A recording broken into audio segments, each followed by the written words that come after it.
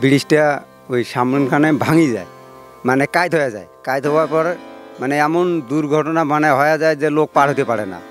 মানে বহু লোক সাইকেল নিয়ে এসে, মোটর সাইকেল নিয়ে এসে, ওরা সাইকেল নিয়ে আসতে আবার ওই মানে নদীর মধ্যে পড়ে যায়।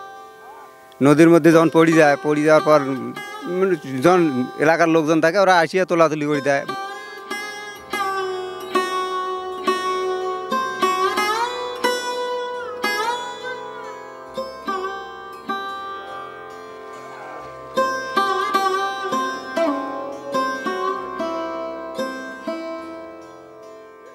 এই যে কত কষ্ট করে আসতেছি আমরা, মনে করেন যে এই চাঙড়া দিয়ে দেখেন যে চাঙড়া তো অবস্থা দেখলেনি।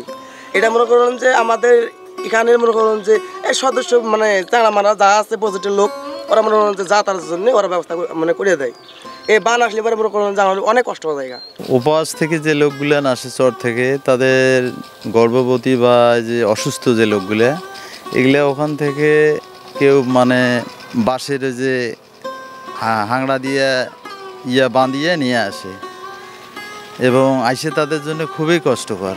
আর এখানে আসিয়ে কেউ লৌকে দিয়ে পার হয়, আবার কেউ এই শাখর উপর, যখন শাখো ভালো থাকে তখন শাখর উপর দিয়ে আসে, কিন্তু যখন শাখো না থাকে তখন 4-5 কিলো ওই পাশ দিয়ে মানে ব্রিজ হয়ে যাইতে হয়। এই বাঁশের সাগরটি 1.5 থেকে 2 মাস হলো ভাঙে যাওয়ার।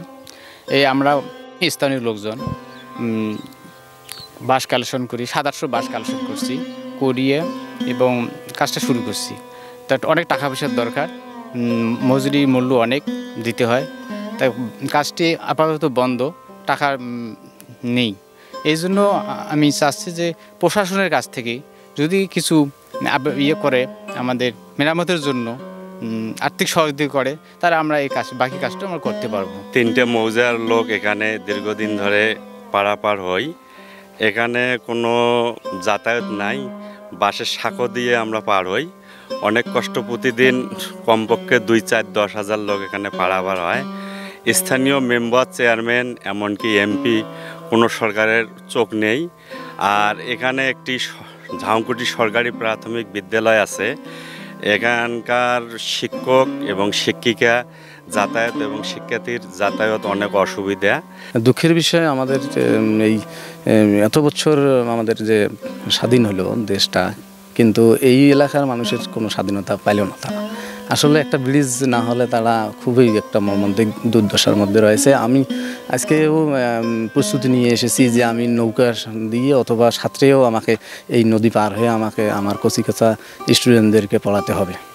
সে জায়গায় আমি অবশ্য এলাকাবাসীর সহযোগিতায় আমি একটা নৌকা পেয়েছি, সেখান দিয়ে পার হয়ে গেলাম।